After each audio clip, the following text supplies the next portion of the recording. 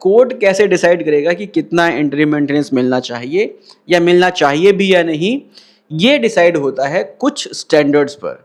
कुछ ऐसे बेसिक चीज़ें होती हैं जिस पर कोर्ट अपना एनालिसिस करती है और फिर डिसाइड करती है कि मेंटेनेंस मिलेगा या नहीं मिलेगा, और अगर मिलेगा तो कितना मिलेगा। सो ये क्या पॉइंट्स हैं, इनको हम वन बाय वन करके समझते हैं। सबसे पहला पॉइंट है कि वाइफ की इनकम क्या है। केस को फाइल करते समय वाइफ की इनकम क्या है।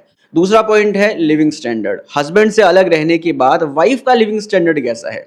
क्या सेम वैसा ही लिविंग स्टैंडर्ड है जैसा कि ससुराल में रहते समय उसका था, या कम हो गया है। अगर लिविंग स्टैंडर्ड जो है मैच नहीं कर रहा है, वाइफ की लिविंग स्टैंडर्ड कम है और वो कमा भी रही है फिर भी कम है, तो भी जो है यहाँ पर मेंटेनेंस देना पड़ेगा, इंटरिम मेंटेनेंस देना पड़ेगा। इसके बाद बात करते हैं तीसरे पॉइंट के बारे में। हस्बैंड की जो इनकम है वो कितनी है, उसकी क्वालिफिकेशन कितनी है और उस हिसाब से वो कमा रहा है या नहीं कमा रहा है।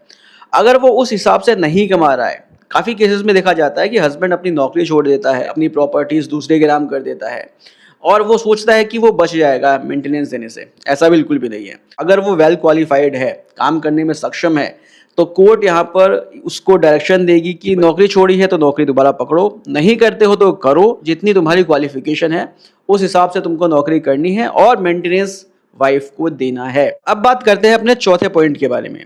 हस्बैंड हमेशा ये प्ले लेता है कि भाई मेरे ऊपर काफ़ी लोगों की डिपेंडेंसी है, मेरे जो पेरेंट्स हैं वो मुझ पर डिपेंडेंट है, मेरी सिस्टर मुझ पर डिपेंडेंट है, मेरे पर घर का लोन है और बहुत सारी चीज़ें हैं जो मुझको करनी है। सो इन सभी चीज़ों से भी कोई फ़र्क नहीं पड़ता। इतना हो सकता है कि जो इंटरिम मेंटेनेंस का अमाउंट है वो थोड़ा सा कम हो जाए, लेकिन फिर भी आपको मेंटेनेंस देना पड़ेगा।